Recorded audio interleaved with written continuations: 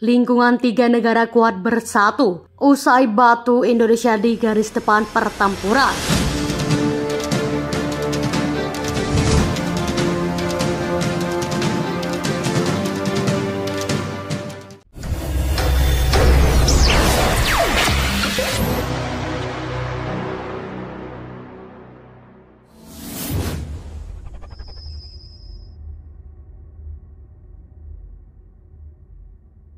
Halo sahabat alur militer, keberadaan Indonesia sebagai sebuah negara saat ini memang menjadi sorotan dan perhatian banyak negara di dunia. Kemajuan Indonesia yang sangat signifikan di beberapa sektor seperti ekonomi dan pertahanan dianggap sebagai sebuah ancaman terhadap eksistensi negara lainnya. Memang tidak senang melihat kemajuan Indonesia. Gangguan dan hambatannya tentu akan mewarnai perjalanan Indonesia ke depan. Gesekan-gesekan dengan negara lainnya memang sengaja diciptakan untuk menghambat pertumbuhan Indonesia, mengkhawatirkan negara-negara besar seperti Cina dan negara-negara lain di Eropa terhadap Indonesia. Diantaranya adalah ketakutan Indonesia menjadi kekuatan baru yang akan menggeser posisi mereka di kancah perpolitan dunia. Jumlah penduduk Indonesia begitu besar dengan mayoritas Muslim dianggap agak menjadi ketakutan baru yang akan sangat berdampak pada dunia ketika persatuan benar-benar kokoh.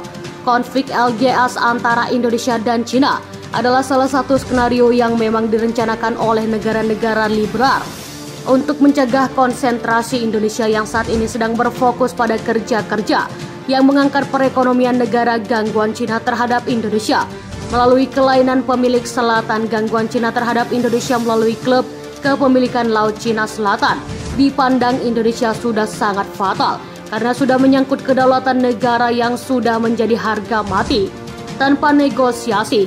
Namun di sisi lain, konflik ini juga bisa disikapi dengan sebagai bentuk strategi Australia adalah memecah belah sebuah negara.